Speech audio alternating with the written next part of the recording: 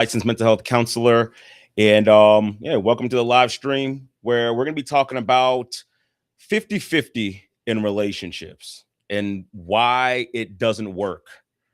And so, if you're new to this live stream or new to my videos or whatever the case may be, like I said before, I'm a licensed mental health counselor. I work with couples and I work with also singles as well. A lot on relationships and communication and really helping relationships to thrive and grow, helping people to understand one another. And so let's kind of just hop into it, right? So I was actually just listening to another live stream where they were talking about 50-50, and this is a conversation that I've heard and seen many many times. And now as I was there, I'm in my comments and everything like that. And but then it just really sat with me. I'm like, I think I need to go ahead and get on here and just kind of talk about that, right? And provide the information.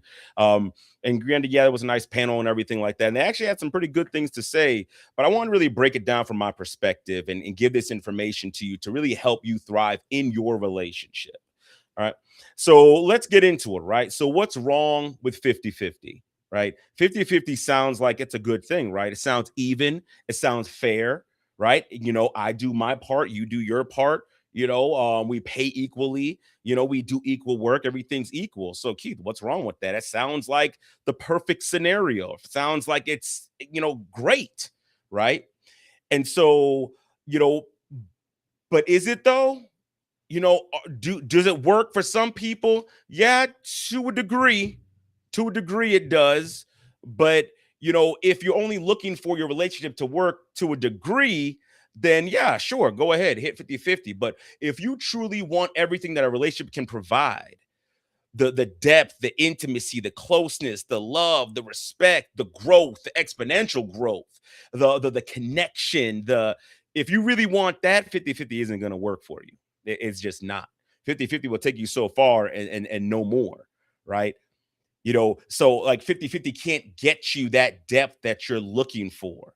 And on top of that, the whole idea of 50-50, if you're getting into a relationship thinking that you're not ready to get into a relationship, I'm going to say that right now. I'm going to say it one more time. If you go into a relationship thinking, oh, it's got to be 50-50, you're not ready for a relationship because you clearly do not understand what a relationship really consists of. You don't understand the role of a husband. You don't understand the role of a wife. You don't understand how it operates. You do not understand. You don't, because 50-50 does not exist in healthy relationships and healthy marriages. It does not. It does not. It does not exist. Right. So I'm going to tell you why it doesn't work. But let me give you an example. I'm going to tell you it through an example. I want you to think of like this. And then right now, at the recording of this, the Knicks are playing the Spurs. And I believe, if I'm not mistaken, the Knicks are up by like 3, things like 3-1.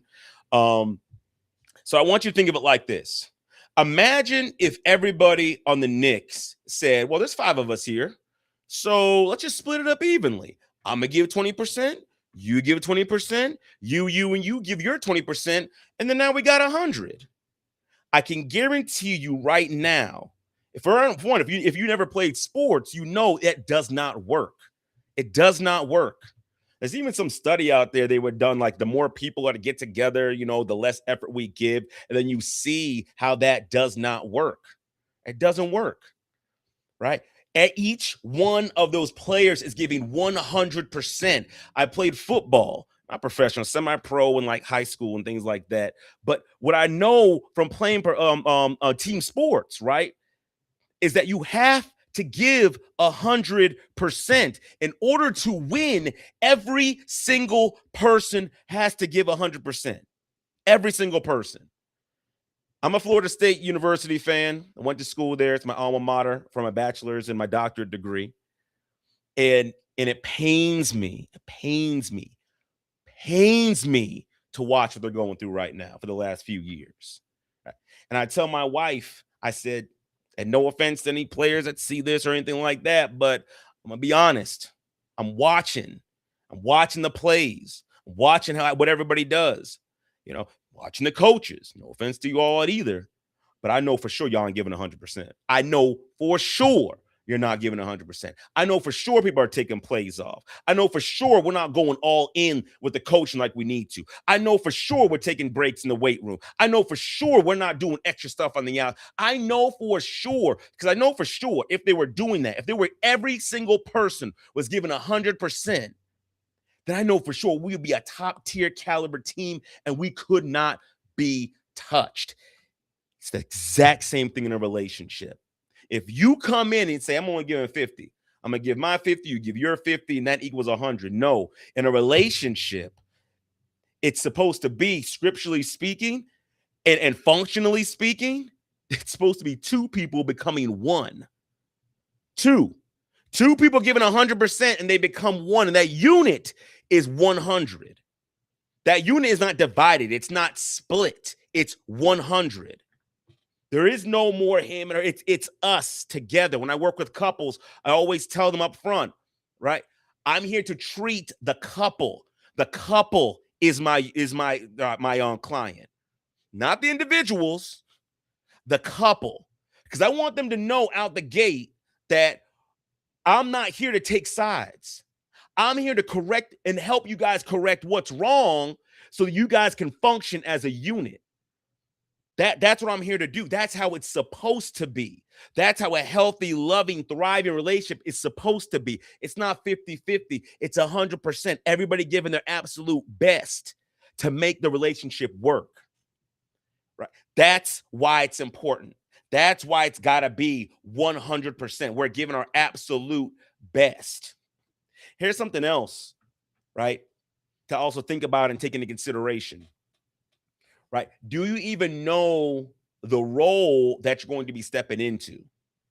As a man, as a woman, do you know the role? Like what it looks like when it's done the right way, not based on what you saw your father do, what you saw your mother do, unless they did it the right way, right? But I'm talking about like knowing what the responsibilities are, what the weight is.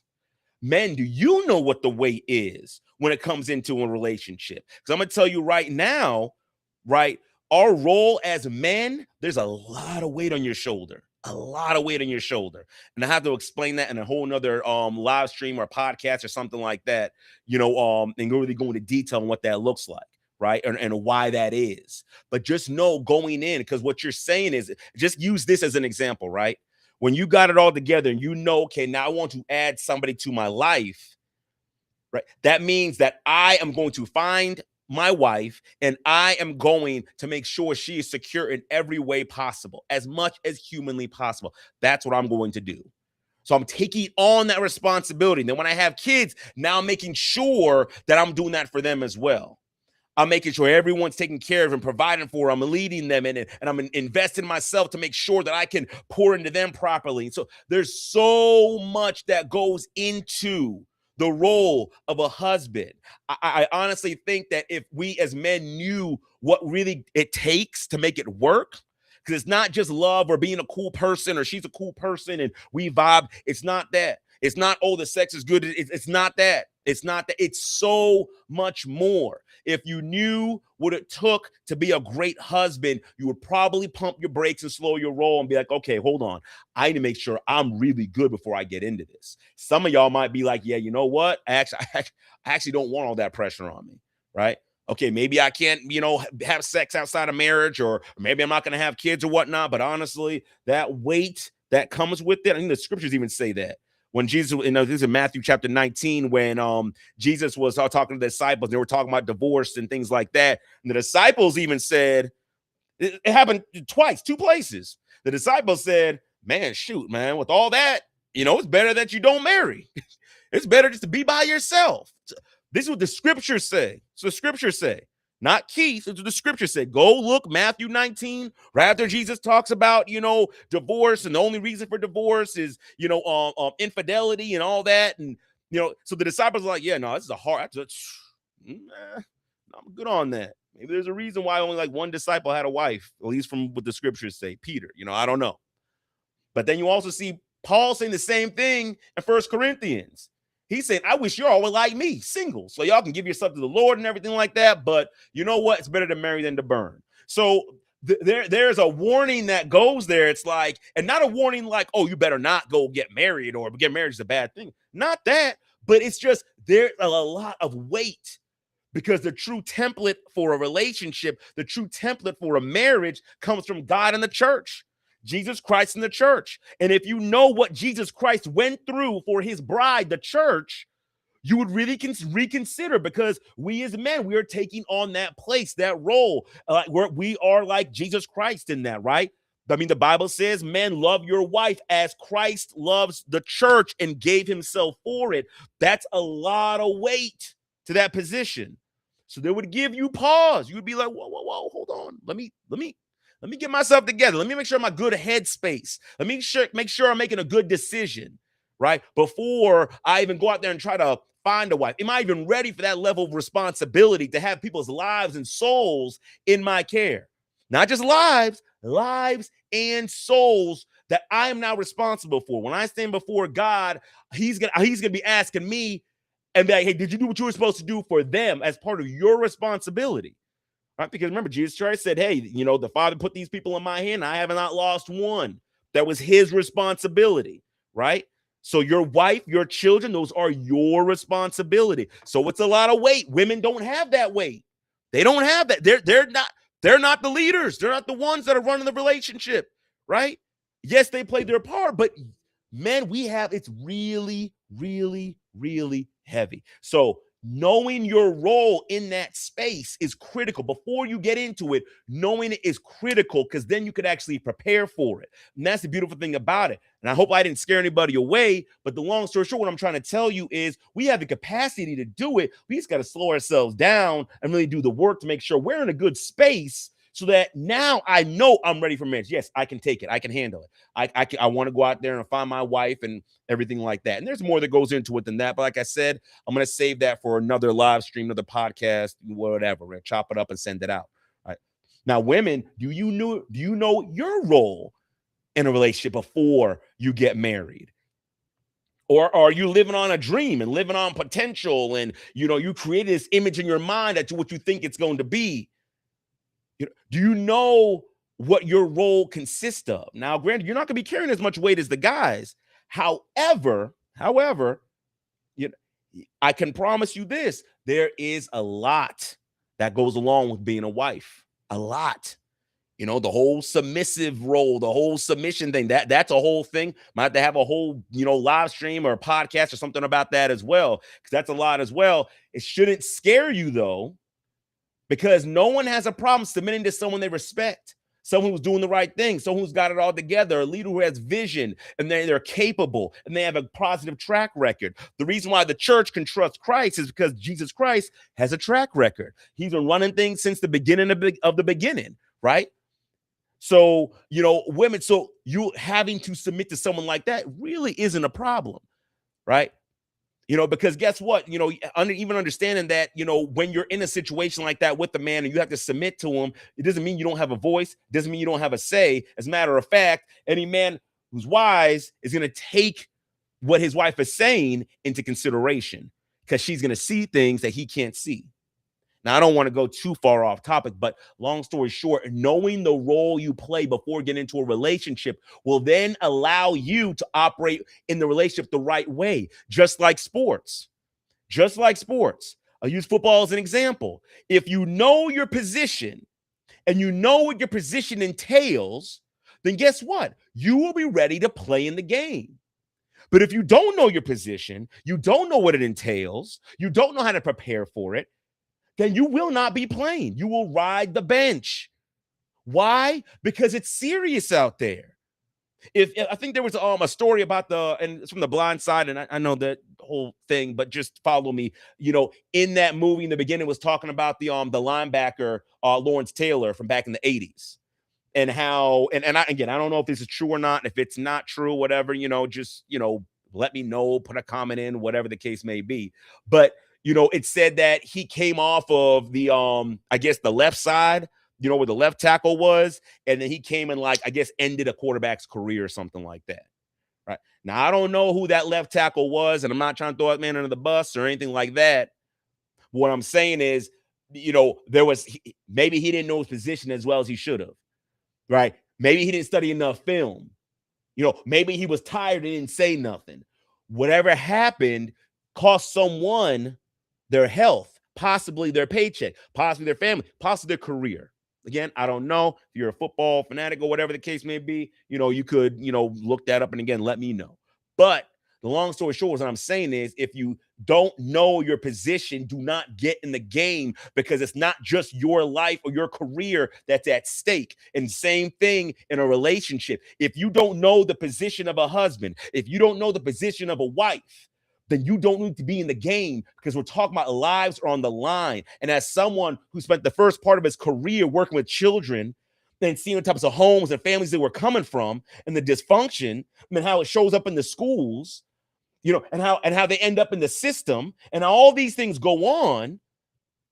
Yeah, it's not just you. Back to the disciples said, hey, that's a lot to carry. We need to really consider whether we get married or not. And then Jesus said, some people can take this saying and some people can't. Some people stay single and some people don't, right? But if you don't want to stay single, and if it's like, you know what, Keith, I'm just burning, I really need to get into a relationship, then make sure you're willing to do the work and understand what you're getting yourself into, and that it's not just about you. It's not just about you. It's if you're a man and if you're a woman, it's not just about you. It's about each other. It's about the unit. It's about giving 100%. It's about, okay, we're building something greater together than we could do by ourselves. That and especially from a Christian perspective, like, you're supposed to be an example of the love and the relationship that Jesus Christ has with the church, and it's supposed to bring people to God. So see, we don't even understand the fact that that's what a marriage is all about. It's supposed to bring people together. It's supposed to see that love, that sacrifice, that gentleness, that submission, that admiration. They're supposed to see that. They're supposed to see that in the husband and the wife and be like, man, that's what it's like. I want that. I want a relationship with Jesus Christ. I want to receive that, and I want to give that back to him. That's what it's supposed to be about. And there's more to it, but that's the main thing. When God made marriage, that's what he made it for. So if you don't know what you're stepping into, you don't know, maybe you didn't have a father in your life, maybe your mother wasn't right, maybe you bounced around in foster care, or whatever the case may be. There was dysfunction, maybe it was abuse, maybe whatever it might have been. I implore you, take time, heal, get yourself together, get your mind right, heal your trauma, do all that before hopping into a relationship. Because I'm telling you, this side of the pool is deep. And if you don't know how to swim and you can't hold your breath, it's going to be bad. I'm just telling you that right now. It's critical. And I'm going to leave. I'm not going to leave. I mean, we're almost there. We're almost done. I actually got a session coming up soon, right? But this is something that's important to understand. I'm going to give you like this little tidbit, and then I'm going to talk about how to sustain it, and then I'm going to wrap it up, right? So, and again, we'll have a whole nother live stream about this. I think one to the men, I'm going to dedicate one to the women, right? So with that being said, men, I'm going to tell you this, right? Let's say you got it all together and you're like, I'm trying to find a wife. I'm gonna let you know this right now. Women want one thing and one thing only. They want to feel secure. Physically, mentally, emotionally, financially, spiritually, socially. They want security, right? That's what they want. What that looks like, you need to ask her. But that security, when she feels safe, when she feels secure, it opens her up like a flower, right? And there's nothing she won't give you. Just like the template from God, right? He secures the church opens up and gives him. And the women, then now you lock in on this one, what men need, right? Men need to know that they matter, that their efforts matter, that they want to feel appreciated. That's what we want to feel. We want to feel appreciated and considered and loved, right? That what we're doing, what we're shouldering, all those things that you see it and you say, you know what? I appreciate you. I love you. You're phenomenal. Way to go. I'm going to encourage you, all that. And here's the thing, make sure you guys ask each other what that looks like for one another, because what makes me feel appreciated and loved and seen and considered might be different from the next man, from your husband, and vice versa. The way my wife wants to be, secured might look different than your wife, right? So Have those conversations. But I promise you right now, if you follow this template, men, if you make sure your wife is secure, women, if you make sure your man feels like he knows that he matters, right? In a way that resonates with him, I'm telling your relationship is going to it's going to be phenomenal. It's going to be phenomenal, right? Now, how do we sustain it? How do we sustain it, right? And of course, this is, I'm just going to give you a quick snippet, right? We're not going to be able to go into everything, but how do you sustain a relationship like that, right? So we're not doing the 50-50 thing, and we're not doing that. We're not doing that, right? We know our roles. We know we got to give 100%. We know we got to be connected. We're not dealing with the world system. That 50-50 stuff is the world system. And we know, if we know anything about the world system, it is a disaster. It is a mess. It doesn't work. It never has, and it never will. Ever. Ever. It does not work. And anything you see in the world system, that works, even to a degree, if it works, and it works really, really, really well, I can almost guarantee it was stolen from God's system. I can almost guarantee 100%, right? So we're not doing the 50-50. We're moving in together. We're not doing any of that stuff. We're not doing any of that stuff. We're not going to be trying to have babies outside of wedlock. We're not doing that stuff. That stuff doesn't work. It hasn't worked. You've seen it hasn't worked, but yet we're still looking to that as if it's not going to work. So we're not doing that, right? Right. We're coming together. We're learning our roles. We're learning what it takes to be a husband. We're learning what it takes to be a wife. We're making a decision if we even want to engage in that and build something together. And then we talk about sustaining it. You got to know how to communicate.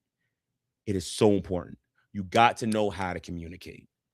Communication is the vehicle through which all the exchanges happen in a relationship.